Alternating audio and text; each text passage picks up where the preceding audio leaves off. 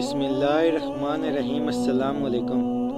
इस ज़मीन पे हज़ारों साल पहले मशरिक़ व मग़रिब पे हुकूमत करने वाला एक बदतरीन बादशाह जो अपने आप को खुदा कहलाता था, जिसका नाम नमरूद बिन किनान था, जिसका पाए तख्त बाबुल था। ये पहला वो बादशाह था जिसने सबसे पहले ताज अपने सर पे पहना, ताकि लोगों को मालूम हो कि उनका खुदा नमरूद है।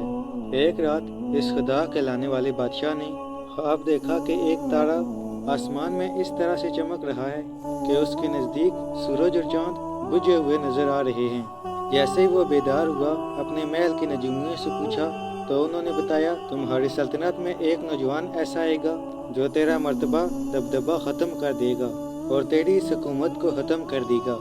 बस नमरूद ने हज़ारों बच्चों को मरवा दिया और इस हुक्म को नाफज किया कि मर्द औरतों से दूर रहें, लेकिन अल्लाह जो चाहे वो हो के रहता है। अल्लाह ने अपने रहमत के ख़जाने में से अपने खलील का ज़हूर कर दिया। तारीख़ ने लिखा कि हज़रत इब्राहीम की वालदा जब हज़रत इब्राहीम की आमद हुई, कई सालों तक अपने इलाके से बाहर रहीं और अपने बेटे इब्राहीम को गार में छिपा दिया। तकरीबन 7 साल आपकी वालदा माजिदा गार में छुप के आती, आपको दूध पिला के वापस बाबल चली जाती। जब आप ज़माने बलूगियत की तरफ बढ़ने लगे तो आपके चचा आज़र ने यह चाहा कि आप उनके साथ आकर रहें और उनके काम में हाथ बटाएं। हज़रत इब्राहीम अलैहिस्सलाम जब आकर शहर में रहने लगे, लोगों को देखा कि कोई सूरज की पूजा कर रहा है, कोई आग की पूजा कर रहा है, कोई बुतों की पूजा कर रहा है, तो कोई नमरूद को खुदा कह रहा है। आप फरमाने लगे कि अल्लाह तो वो है जो हर चीज़ पे कुदरत रखता है। ये सूरज तुलू होकर गायब हो जाता है, कैसे हो सकता है ये खुदा हो? ये आग पानी से बुझ जाती है, कैसे हो सकता है ये खुदा हो? ये नमरूद हमारी तरह सो जाता है, बीमार हो जाता है, कैसे हो सकता है कि ये खुदा हो? ये बुत जिनको हमने ही अपने हाथों से बनाया, कैसे हो सकता है ये खुदा हो? एक मर्तबा जब सब लोग मेले पे गए, हज़रत इब्राहीम अलैहिस्सलाम ने अपनी कुल्हाड़ी से तमाम बुतों को तोड़ दिया और कुल्हाड़ी को बड़े बुत के कंधे पे रख दिया। लोग जब वापस आए तो देखा सारे बुत टूटे हुए हैं। सब ने ये मान लिया कि ये काम इब्राहीम अलैहिस्सलाम का है। इब्राहीम अलैहिस्सलाम कहने लगे, देखो पूछो, शायद ये बड़े बुत ने ऐसा किया हो। सब हैरत से पूछने लगे कि ये बुत कैसे तोड़ सकता है। मैं भी तो यही कहना चाहता हूँ कि जब ये किसी बुत को तोड़ नहीं सकता तो ये हमारा खुदा कैसे हो सकता है। नमरूद ने ये हुक्म नाफिज करवाया कि एक ऐसी आग जलाई जाए जिसमें इब्राहीम को ऐसे जलाया जाए कि लोग देखकर इबरत हासिल करें।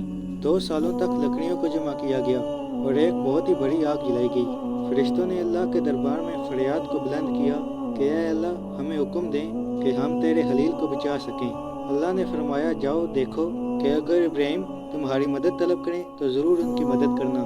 हर एक फरिश्ता इब्राहीम के पास आके कहने लगा, ऐ अल्लाह के नबी, ऐ अल्लाह के खलील, हुक्म फरमाएं हम आपकी मदद करें। इब्राहीम अलैहिस्सलाम ने फरमाया, मेरा दोस्त मेरी मदद करेगा, मेरा अल्लाह खुद मेरी हिफाजत करेगा। बस जैसे ही नमरूद ने मंजनी में डाल के इब्राहीम अलैहिस्सलाम को आग में डाला तो वो आग गुलजार बन गई और इब्राहीम अलैहिस्सलाम के लिए आरामदेह बन गई। अल्लाह के नबी इब्राहीम अलैहिस्सलाम मुतमईन होकर अल्लाह का जिक्र कर रहे हैं और फौज नमरूद हैरत ज़दा होकर नमरूद से पूछ रही है कि हमारे खुदाओं से ज़्यादा तो इब्राहीम का खुदा ताकतवर है, उसने हमारी आग को गुलजार बना दिया। नमरूद ने कहा, अच्छा इब्राहीम को बुलाओ। नमरूद ने कहा, जाओ अपने खुदा को कह दो कि कल वो अपनी फ़ौज तैयार करे और मैं भी अपनी फ़ौज तैयार करता हूँ, कल मुकाबला रूबरू होगा। नमरूद ने जो मशरिक़ व मग़रिब में हुकूमत करता था, उस वक्त ज़मीन का सबसे बड़ा बादशाह था, अपनी फ़ौज को तैयार किया और एक बड़ी इमारत के खड़े होकर कहने लगा, है कोई मुझसे ज़्यादा ताकतवर तो आए लड़े मुझसे। इतनी देर में अल्लाह सुब्हान ताला ने मच्छरों को हुक्म दिया कि जाओ और इस नमरूद की फ़ौज को फना कर दो। वहाँ से बड़े बड़े मच्छर आए और नमरूद की फ़ौज के हर एक फर्द का खून और गोश्त खा गए। नमरूद हैरत ज़दा खड़ा देख ही रहा था कि एक लंगड़ा मच्छर नमरूद की नाक में घुस गया। नमरूद अपने सर को दीवारों को मारने लगा कि मुझे कोई बचाए, लेकिन अफसोस जब अल्लाह सुब्हान ताला का अजाब आता है तो कोई किसी को बचा नहीं पाता। वह फ़ौरन अपने महल में आया और बेचैन होने लगा।